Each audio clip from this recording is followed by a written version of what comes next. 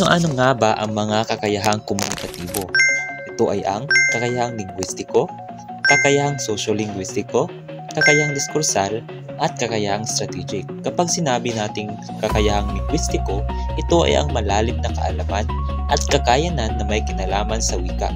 Taglay nito ang galing sa pagsulat, pagbigkas, pakikipagtalastasan, pakikipag-ugnayan sa ibang tao, gamit ang wika at iba pa.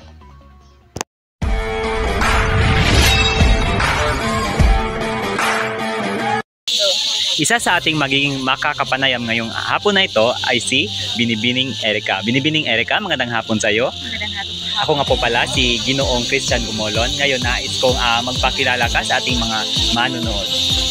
Magandang hapon sa inyong lahat. Ako nga po pala si Erica Midi Bayot at nasa 3 taon na po at kumukuha po sa kursong BS at Philippines. Maraming salamat kay Binibining Erica.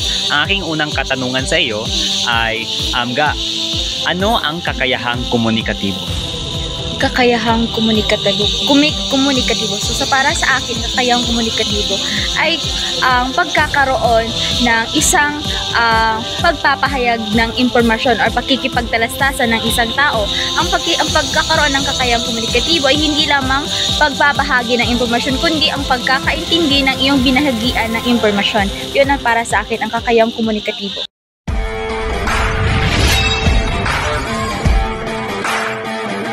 Magandang hapon sa ating lahat. Para sa ating ikalawang makakapanayam, nanyanyahan ko si Binibining Danica. Ngunit bago ang lahat, ipapakilala ko muna aking sarili. Ako si Binibining Diana. Binibining Danica, ako naman si Ginoong Christian. Maaari mo bang kilala ang iyong sarili? Ako po si Danica Jean Sidoran. Mula po ako sa 3rd year Filipino. Maraming salamat. Ngayon, para sa ating unang katanungan, para sa iyo, ano ang kakayahang komunikatibo? Ang kakayahang komunikatibo, ito tumutukoy sa kakayahang makipagkomunikasyon, makipagtalastasan sa kapwa-tao or kapwa-tao. Maraming salamat. Maraming salamat, Binibining Danica, para sa iyong unang kasagutan sa ating unang katanungan. Ngayon, batid kong maraming ka nang alam tungkol sa kakayahang komunikatibo. Ngayon, nais kong itanong sa iyo kung ano nga ba ang kahalagahan ng kakayahang komunikatibo. Okay, so mahalaga ang kahalagan ay napakahalaga ng ano nga yun? Kakayahang komunikatibo. Kakayahang komunikatibo sapagkat nagkakaroon kayo ng pagkakaintindihan, kumbaga mayroong sender, mayroong receiver, kung kaya't ang mensahe na nais iparating or ipahayag ay maintindihan ng bawat isa at magkakaroon ng epektibong komunikasyon. Maraming salamat. Binibining. Ano naman ngayon ang kakayahang sosyo-lingwistiko? Ang kakayahang sosyo-lingwistiko ay tumutukoy sa kakayahang gumamit ng wika batay sa konteksto ng lipunan, kasama ang kaalaman sa mga kasangkot sa komunikasyon at ang kanilang layunin.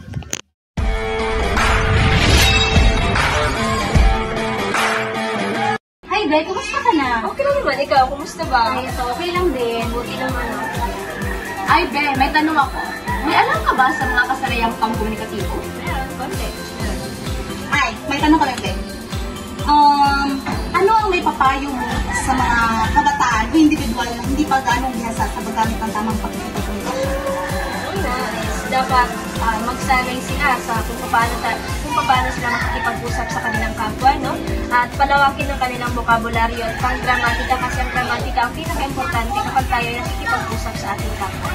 Okay, salamat, Be. Mag-ingat ka lagi. Bye!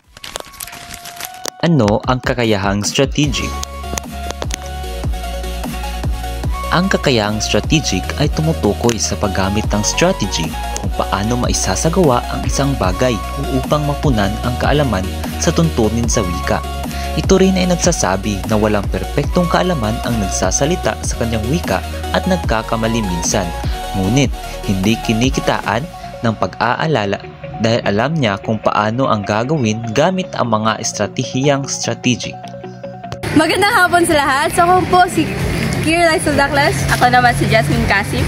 At narito kami ngayon kasi gusto namin malaman kung saan ba yung CR natin dito sa ating campus. Kaya ngayon ay magtatanong kami sa isa sa mga estudyanteng narito. Ano ang pangalan mo? Ako po si Crystal. Crystal. Crystal, alam mo ba kung saan yung palikuran natin dito? Oo. Maaari mo bang ituro sa amin? Andun. Yes. Malinis ba doon? Minsan malinis, minsan hindi. Depende sa tubig. Pero at least okay lang. Yeah. Sige. Punta na kami. Bye. Maraming salamat. Thank you. Maraming salamat. Ang panghuli naman ay ang kakayahang diskursal. Ito ay tumutukoy sa kakayahang mabigyan ng wastong interpretasyon ang napakinggang pangungusap o pahayag upang makabuo ng isang makabuluhang kahulugan.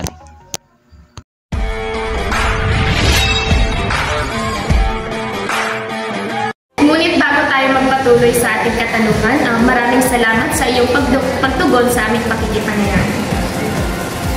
Ang unang katanungan ay, meron ka bang kaalaman tungkol sa kasanayang komunikatibo?